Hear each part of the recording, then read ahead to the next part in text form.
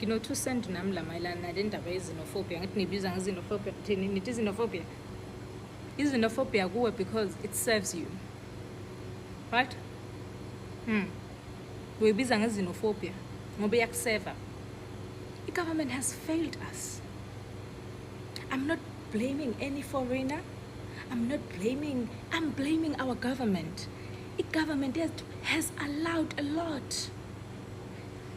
Allowed foreigners to come to South Africa without proper documentations. Allowed foreigners to come to South Africa to sell drugs. Allowed foreigners to come to South Africa to scam people. Ungangibelieve mangakutshela ukuthi eBhakova asirojwa ngama-South Africans, sirojwa ngabantu bangaphandle.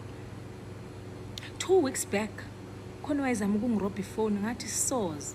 Ngaphambana ngaba yiligeza, ngathi ninothe ezweni lami, usuke la usuka khona. Kanti beningasho ukuthi nizofuna imisebenzi. Senisibamba inkunzi. Ebile msebenzi nithi nizoyifuna niyayithola thina silazy. Senisibamba inkunzi. Futhi ngeke izikuphathe kabuhlungu lento uma ungakaze wafunda. Waba umfundi wahlala 3 years, 4 years, 5 years, 6 years, 7 years evarsity. Ufunda bese ungawuthola umsebenzi bese kuthi mhlambe ukuthi uqashwa kulo ndawo lo department ethile uthi uyabona seqasha umuntu wangaphandle who have the very same skills as you. Nibiza ngani leyo? Mina I don't feel like foreigners are the problem. The problem is our government. The government is not doing enough. The government is not doing enough. We are crying for help. If we have high rate of unemployment, fine. Abahambe bebuyele makubo. Lesele imisebenzi isalele thina. What do you mean we don't have skills?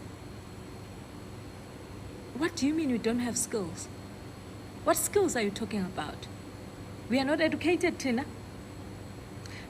Stats gasqamba mang. Go and check the stats. Then come back. I don't like people who come with uneducated facts, because if you want to say something about South Africans, make sure with whatever you say is backed up by stats. Because the last time I checked, South Africa was number 4.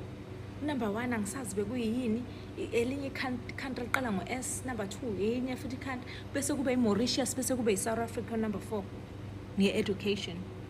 Bese kulandela lokho okunye okukhuluma ukuthi South Africa ayina skill. What do you mean we don't have a skill? But isilapha phezulu nge-education sihamba phambili. Nifunani kahle kithi? Uyabona le kahle le bengamelanga ilwise. Bengamelanga silwe. Le bengamelanga kube fight between South Africans and foreign nationals. If the government yethu bisithatha serious, this wasn't supposed to be a fight. If our government was strict enough, njengamanye amazwe, thina sibona umSamaria abalungileyo. Yini wonke umuntu oxakwe impila abona ukuthi ayizomxakela eSouth Africa, guys?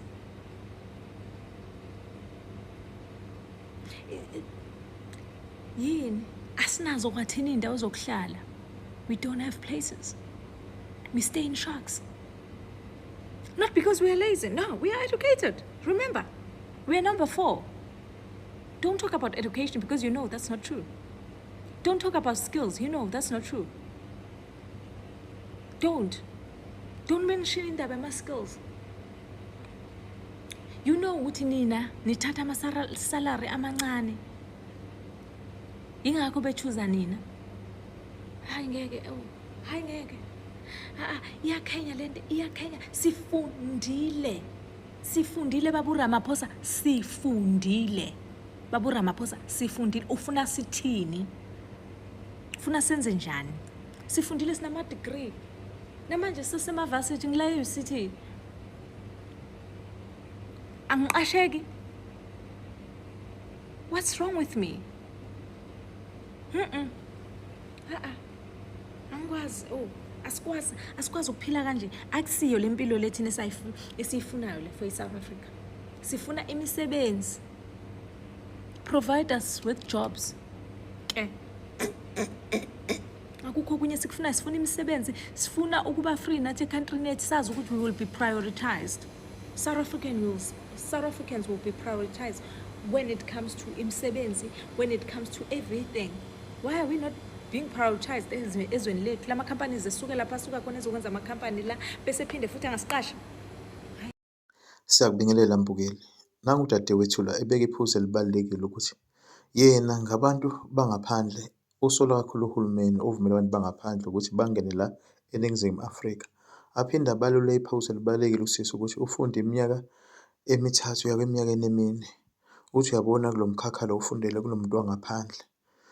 Uthi hayi bo, uvinje umuntu wangaphandle afuna uphuca iselfoni. Uthi hayi cha, ugolo uthi angeke wena uthi wangaphandle ungibambe la eNingizimu Afrika ungibambe inkunzi. Kanti anisiwe nama-hard worker nini? Mbukeli, ngabe uyaphikisana noma uyavumelana lokusho udadewethu ukuthi cha, uye uhulumeni oyimbangela yonke le nkinga esibhekene nayo singabantu bala eNingizimu Afrika. Akube kwakho umbono. Siphinde sihlangane evidini elandelayo. Ube nosuku oluhle.